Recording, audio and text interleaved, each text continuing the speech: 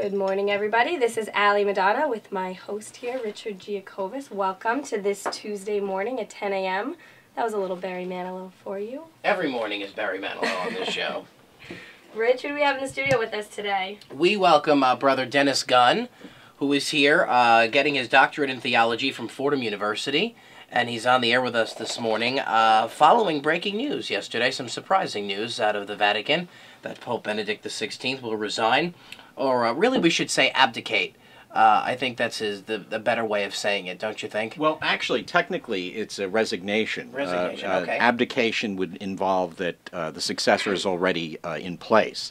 And so in this case, he's actually resigning, which is really an unprecedented move in the modern world, in the modern papacy, since the last pope to resign was Pope Gregory the 12th, which was in 1415, so long, long time ago.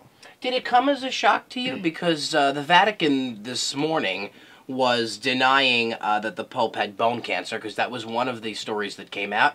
They also said that he was implanted with a pacemaker 3 months ago. So there's a couple of health issues. Now, we know the Pope is 86.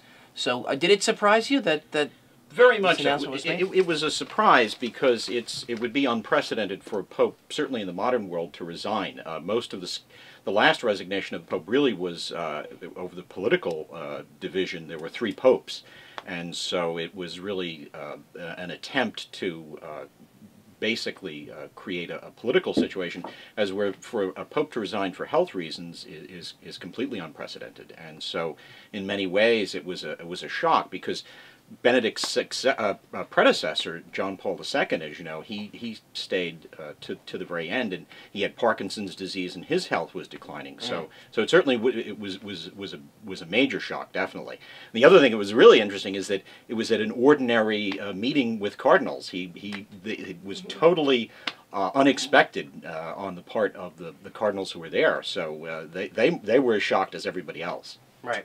And they kept it very top secret. You said that a lot of cardinals didn't know. There was just a handful that did know.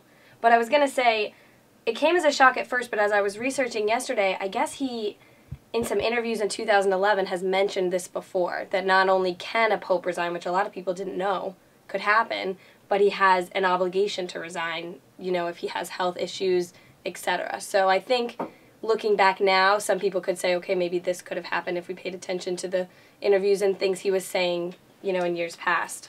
That's right, Ellie. I think one of the issues is that Benedict is really a theologian, and he's written a great deal about the notion of the church and collegiality with bishops. And one of the things that he's mentioned in his own writings is precisely what you just said, and that is that a pope not only can resign, but there are circumstances when a pope ought to resign for the good of the church. And that's exactly what he said in this statement yesterday, was that he was really resigning for the good of the church.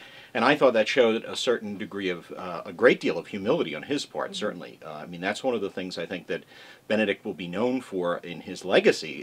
It's an historical precedent that he's setting for the modern papacy also, the idea that a pope can resign, and that a pope, in fact, under certain circumstances, ought to resign really for the good of the church. So what will this mean? Like you said, it's setting a new precedent. We haven't had this happen since 1415. Will we see this more, do you think? I mean... Quite possibly. I mean, that's one of the things I think that's very interesting, is that now he's reshaping the papacy, and really what the modern papacy looks like. The idea that one is pope until death is now changed historically, and pope until you can't do the job. Exactly, anymore. exactly, and that's and which raises an interesting question. You know, might there be pressure in the future on future popes to resign if there were situations like that? As I said, historically, the other circumstances where there was resignations of popes usually involved political scandal. This is not a political scandal at all. It's really his stepping up to the plate, if you will, and taking a proactive role, really, in resigning before his health declines. Brother, when you looked at him, did you see any signs of his health declining? I mean, one of the signs, I guess you could say, of him being a little weak was Christmas Eve, Mass, he was no longer doing it at midnight. He would push it back to 10 o'clock. So you think that was a sign of him maybe he's getting a little older now? Is this too much for him? Should we get someone newer that can maybe do the midnight Mass? Exactly. I think one of the issues that if you look at his health, if you look at the video in the past, really several years, you can see that decline in health. I think one of the most interesting things is he has arthritis and is actually brought in on a platform, which again is not unprecedented, but it certainly is a sign of that declining health. And as you indicated, there are other issues that are private medical matters which we don't necessarily know about, but that certainly that he knows his own body, and he knew that of course in this case this would be an opportunity for him to resign for the good of the church, really. And they said that, okay, February 28th, that's it, he's gone. Right. So March 1st begins the process of searching for a new pope.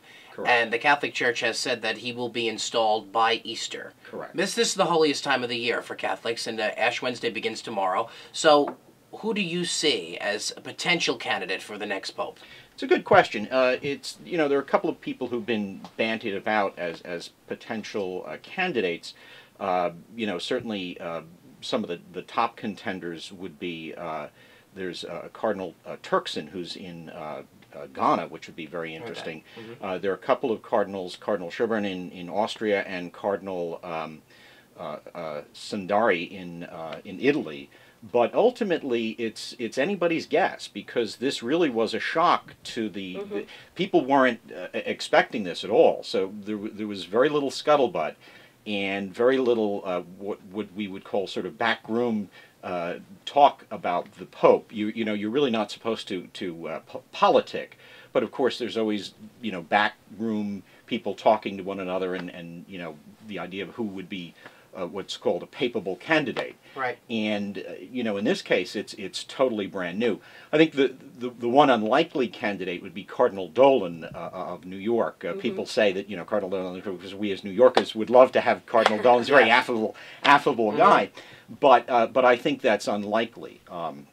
Whoever the next pope is, though, I think it'd be interesting because both Benedict XVI and John Paul II appointed most of the 117 voting cardinals, and most of those appointments tend to be relatively traditionalist and conservative. So I think that the next pope certainly will reflect the values that Benedict XVI and John Paul II sort of portrayed in their papacy, which is a modern orthodoxy, sort of a move toward a new evangelization, really in terms of re-evangelizing the West. But it would be interesting to see if Cardinal Turkson or another cardinal from either any of the developing world countries, would be very interesting, because that's where the majority of Catholics are today. So that would be another historical moment in the Church as well.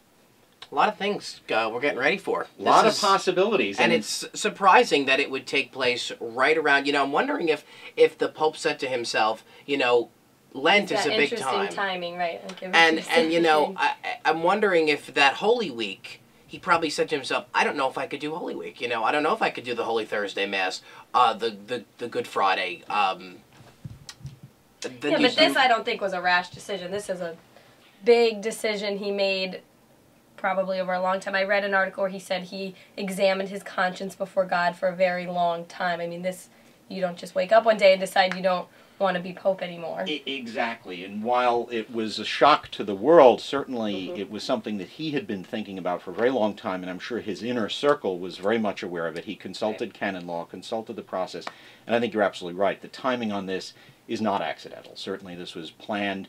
As we do, tomorrow we begin the holy season of Lent, and the move from Lent then into Easter certainly is a beautiful time, if you think about it, for the Church as a whole to really discern and pray for the next successor of St. Peter. You know, ultimately the process, while there are certainly political elements involved, we ultimately believe as Catholics that it's the Holy Spirit that guides this process. And so there is an element of prayerfulness, really, that's brought to this by selecting this time period as the time in which he resigns, and in which the conclave will begin, which will begin immediately. Normally when a pope dies, there's a mourning period, exactly, but because the pope is alive, then the conclave will begin immediately.